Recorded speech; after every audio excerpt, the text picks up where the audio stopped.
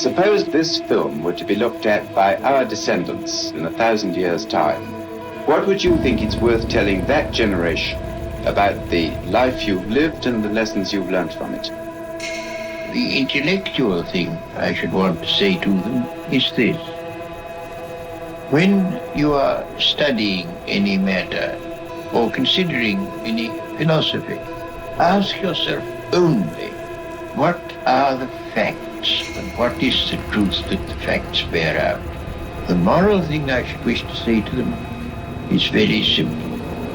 I should say, love is wise, hatred is foolish. In this world, which is getting more and more closely interconnected, we have to learn to tolerate each other. We have to learn to put up with the fact that some people say things that we don't like. We can only live together in that way. And if we are to live together and not die together, we must learn a kind of charity and a kind of tolerance, which is absolutely vital to the continuation of human life on this planet.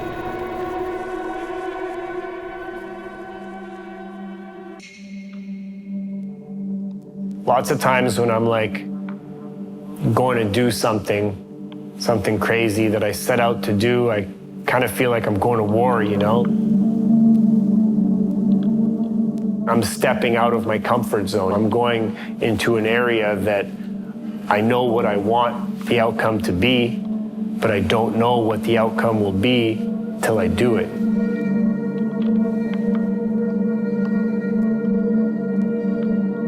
We're humans. We get bored of the norm and we just want to push it and go bigger and better. A couple years ago, when the backflip was just coming out, it was the impossible. Nowadays, it's like, if you don't backflip, well, there's no shows for you, you know? People just want to get entertained. They don't really care, you know? I've been to shows and there's some drunk guy yelling, crash, crash, you know? And it's like, you got to block that out because we're the ones out there busting our ass for this. I know that it is risky to do what I do, but when I go and do it, I'm not really thinking that I'm risking my life. I don't really see the danger in it when I'm doing it. You gotta be ready for it at all times, pretty much. Like, you gotta expect that you will drop your bike and you will get hurt for sure. It's just, when are you willing to deal with that? Fear is definitely a big part of everything because you definitely are scared and you have to deal with it in certain ways to accomplish certain things, because as soon as you lose the fear completely, well, then you're vulnerable to letting things happen. My whole life, I grew up with every single person around me telling me, you're crazy, what are you doing? This isn't gonna work, this isn't a job. I believe that the most important thing is to surround yourself with people that want you to go up and succeed.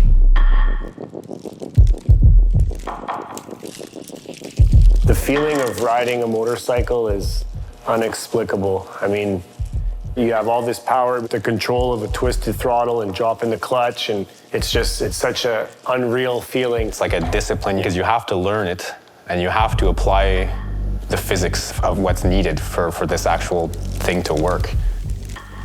It's hard to explain, I don't know. When I grew up, that's pretty much all I did, right? It was just ride dirt bikes. I mean, we didn't go out to do stuff. I would think about it all day at school. I would like stencil on like pictures and like, yo, this is what I want to do. It's just, from as far as I can remember, that's all I did pretty much. Like. It's the sense of freedom you have. When you figure out how to ride a motorcycle, it becomes one with your brain and you can make it do anything you want to make it do. It's just a matter of doing it. It might take a long time to get there. You just got to keep pushing towards it. You got to put the effort in and get it done. For a time, I found a certain satisfaction in the platonic, eternal world of ideas. But then I came to the conclusion that that was nonsense.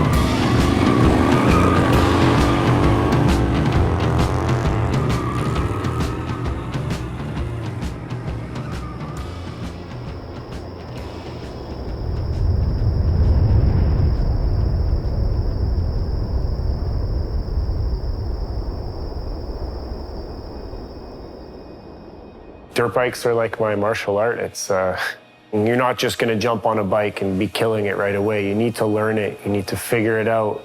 You need to go to sleep on it, think about it, come back to it. Because every time you ride and you take your helmet off and you gear down and you go to sleep, when you go back and you ride the next day or the next couple days, you're always better than the last time you rode. It gets under your skin and you really want to figure it out. And then once you figure it out, there's more that you want to figure out. You're always trying to one-up yourself. It makes me accomplish and conquer goals in everyday life just from teaching me how to do that on a bike. I kind of take that practice and put it towards real life things, and just helps me all around. It's my yoga.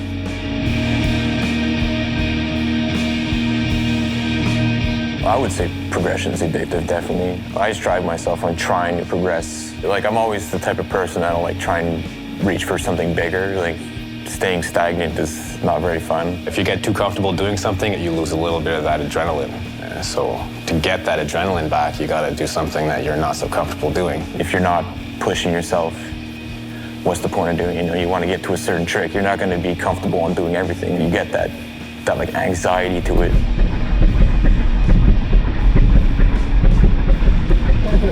There's not much to do. I had a little one-footed in it, and I wanted it low like that. I wanted it so when you're running through the shots, like they're chest clear. It's not like they're like really high. Yeah. The whole point of that scene was to get the tire like really close to my tire. Like, you can do like a 75-foot ramp and I'm wheeling under it.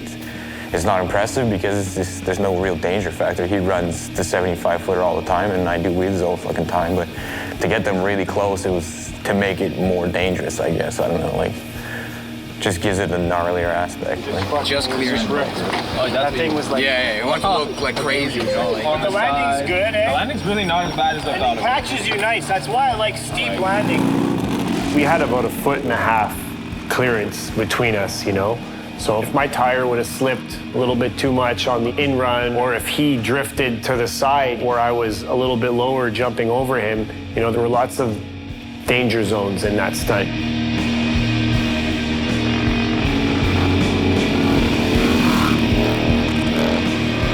See the wind take him? It's so hard to keep her straight though, man. I know the wind's blowing you everywhere, I see it. More moving parts to the key. I mean, the other guys in Further North, I wheel with them all the time, and so I know the way they ride, but to ride with Christian is fucking crazy.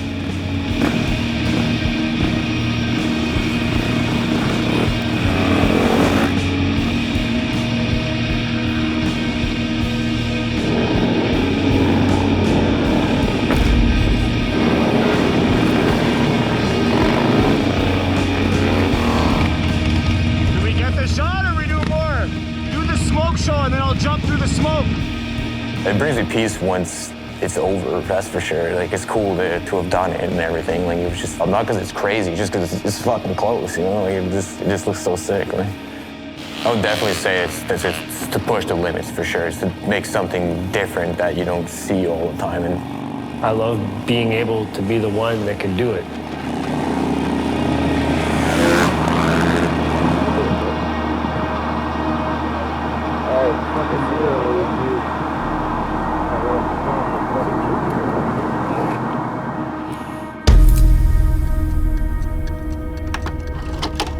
It's an extraordinarily difficult thing for an old man to live in such a world. The world where I was young was a solid world. A world where all kinds of things that have now disappeared were thought to be going to last forever. Nowadays, people are getting so good at everything. These guys are out there all day just pushing. So, I mean, if you really want to stay up there, you got to keep pushing yourself.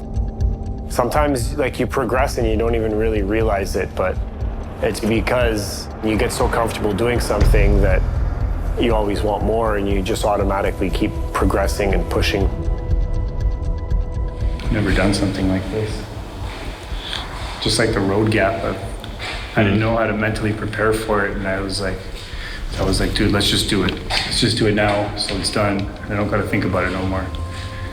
It's the type of thing that, like, it haunts you almost. You just want to get it out of the way. It is risky in a sense, but I try not to think about it too much. Because once you start thinking about it, then your brain just gets flooded in all these negative thoughts.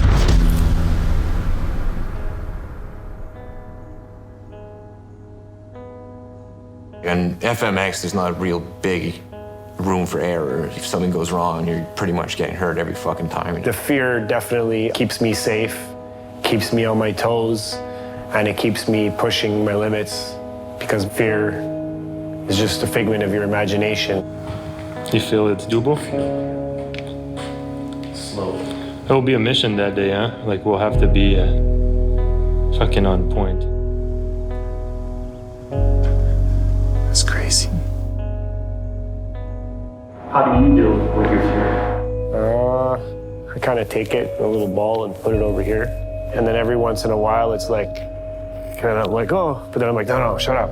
And when you've been injured before also, I mean, if you haven't really been injured, I guess you don't have that fear, but he's been injured, you know, he's broken a lot of shit, so after a while you start seeing like the recoup time is long. You know that depression is coming in. Like if you get hurt, it's like, oh fuck, I'm in bed for like 6 months, like I gotta deal with all this shit over again. It's heavy on you, know?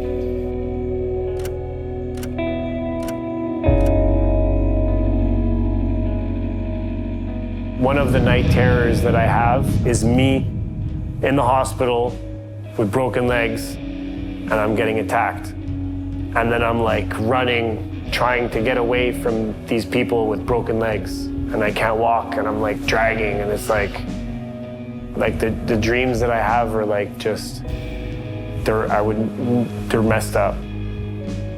We got to measure to see if it'll even fit through there. I broke my legs 7 times, 7 separate times. I broke this femur twice, once here, once here. I broke this one here, once. I broke this leg here, and then I re-broke it again here. And then I broke this leg here, and then I re-broke it again. The doctors, they gave me a bunch of drugs, and then they sent in all these people to talk to me. They sent a shrink, they sent psychiatrists, they sent a priest. They told me to go find God, you know. They're telling me the government spent over $1 million in operations on my body, like you have something wrong with you. They thought I was mentally ill. When I left the hospital, I was like down. I was gonna quit riding, seriously. I was in a complete low part. And when you're on a low, I mean, to me, I have to ride my bike like pretty much every day, you know, to get out of like the slum, right? So you gotta have a strong focus and will, you know, like to get through that, I guess. Right? But after all of their surveys and whatever they did, they turned out that no, I just have a passion for riding bikes and there's nothing wrong with me. But they really messed my head up. We interrupt our program to bring you this important message. Who'd you get, the Miller or the Strohs? I got the Strohs.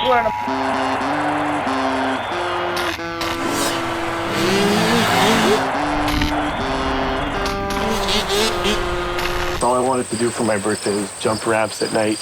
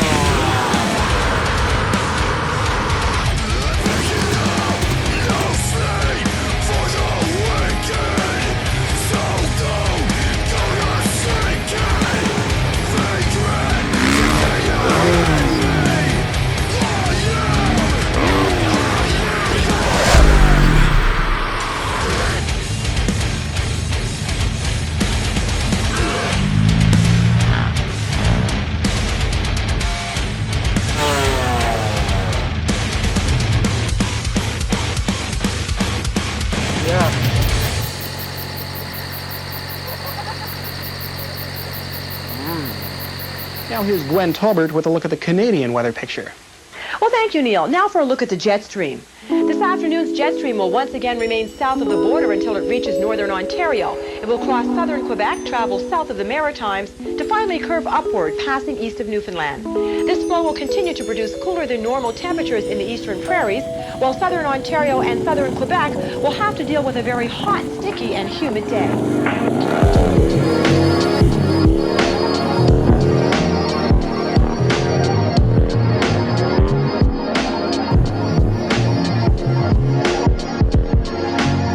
The Davidson brothers are pretty freaking awesome. They're just two brothers throwing down on the Harleys, and they have like the dirt bike mentality, and they're just doing it on a Harley, you know? Born a biker or raised a biker? I'd say you're born with it. I'd say it's a certain type of person that just has that in them. But I think in general, the person has that feeling when they're born. It's either you pretty much like it or no. Obviously, your surroundings can affect you. I think if like you see your dad biking all the time, well, you might want to get your own bike at some point.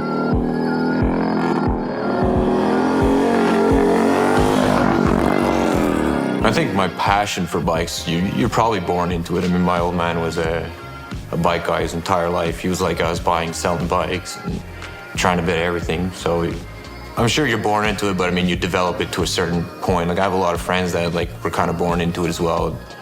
You know, they dick around with it, but it's nothing crazy. Like, that's all I do. That's all I fucking do, really. It was just something that I always had. Like, when I was a kid, my favorite t-shirt was a t-shirt with a dirt bike on it. You know, I used to go to the grocery store with my mom, and I'd go in the magazine section and I'd look at dirt bike magazines, you know, before I even knew what they were. I don't know how I had this attraction to dirt bikes. You stand next to one, it's so big, it's intimidating, you know? It's kind of like a beast that you want to learn how to tame, you know?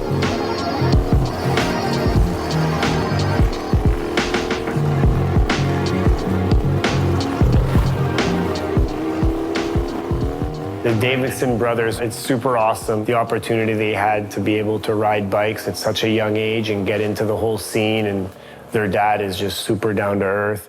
I know my dad loves seeing us just riding all the time. He's super stoked. He really loves to talk about us all the time to his friends. He exaggerates our stories a little bit, but you know, he just has love in his mind, and he really, I think he really enjoys everything that is being done with the boys. My dad's influence, I mean, every little boy, you look up to your dad when you're a kid, right? So my dad always had his Harley parked in the house, and I had pictures of my grandma at Christmas time sitting on the Harleys, and I thought that was always just the coolest thing, you know? And then my dad would always bring us to hang out in like the old speed shops, and it was not like really a dealer type of dude. He was more into like the underground dudes making like performance bikes and shit. So to me, that was just a normal thing. I mean, I thought everyone was like that, you know? And you grow up and you realize not everyone had the same upbringing. So to me, to hang out in like a grimy old shop feels like home for me. Like.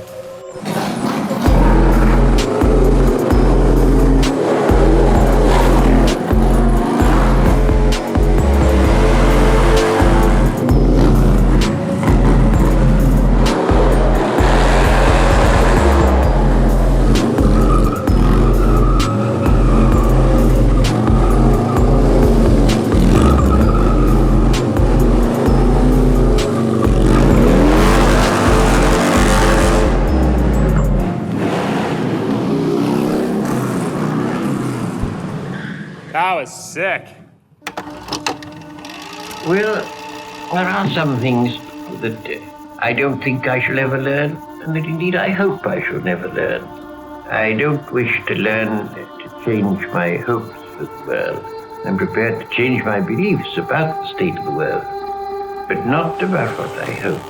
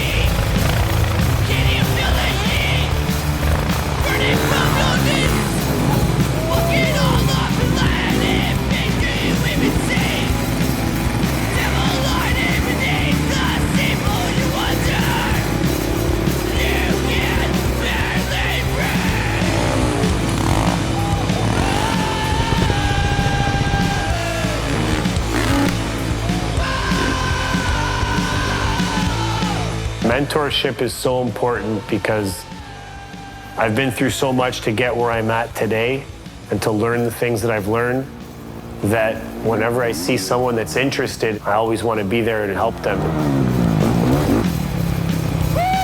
Fucking hits hard.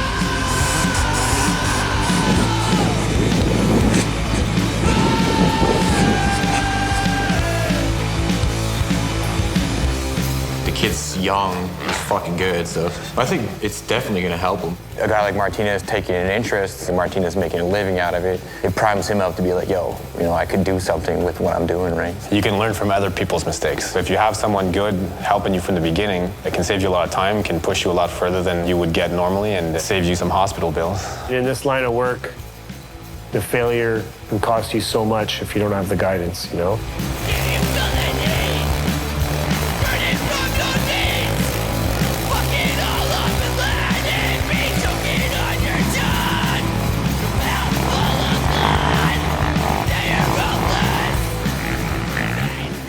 I guess one of the downsides to mentoring someone could be that you're scared to be the person to push them out of their comfort zone and in risk of something happening.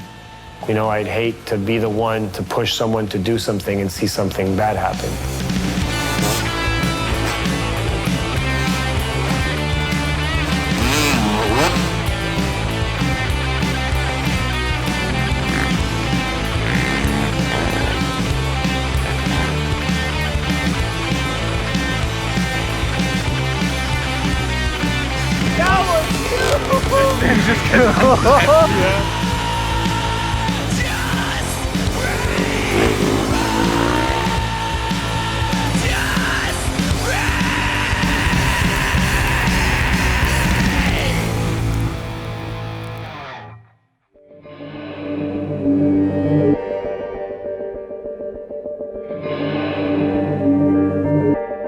The industry is progressing so fast. Like every year, there's bigger, better. Keeps people on their toes, right? When you see guys out in Cali and all these dudes that are just taking it to a different level. Some guys are really just risking it all. I definitely feel like in order to stay relevant, you gotta be out there. Skateboarders always made people rethink what's possible. As a skateboarder, you look at the world differently, and there's always new skate spots popping up everywhere.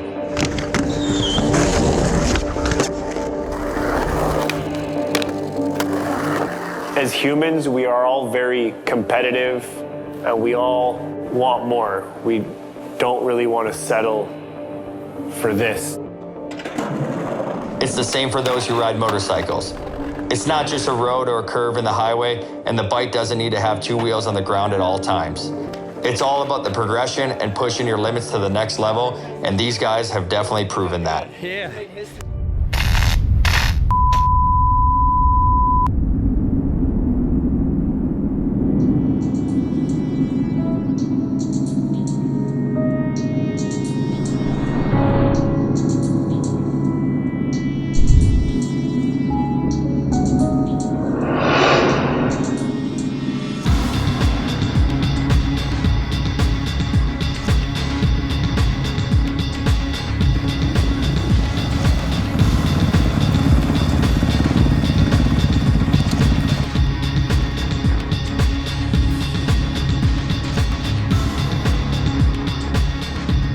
I think the biking game, it never stops. Everyone's gonna always want to try to push because, you know, everyone wants to see something new every day. Nothing was like measured or calculated. It was kind of just set there, and I was like, okay, I can do it. Get the shot. Dropping in 3.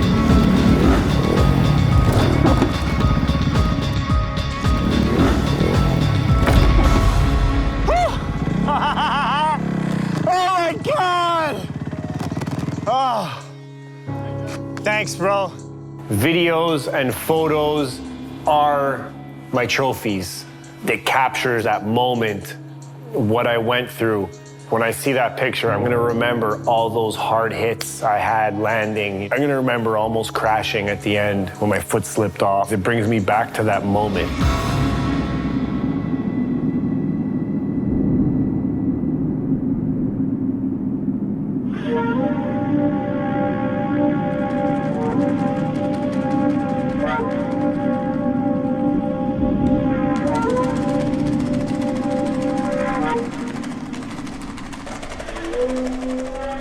most people want to have a purpose in life. But giving yourself self-worth, to me, I like riding my bike. I just do that, you know. Everybody searches their whole life for a purpose, and to be surrounded in like-minded people and accomplish the same kind of goals, and it's just such a great feeling to know we have the support like we have.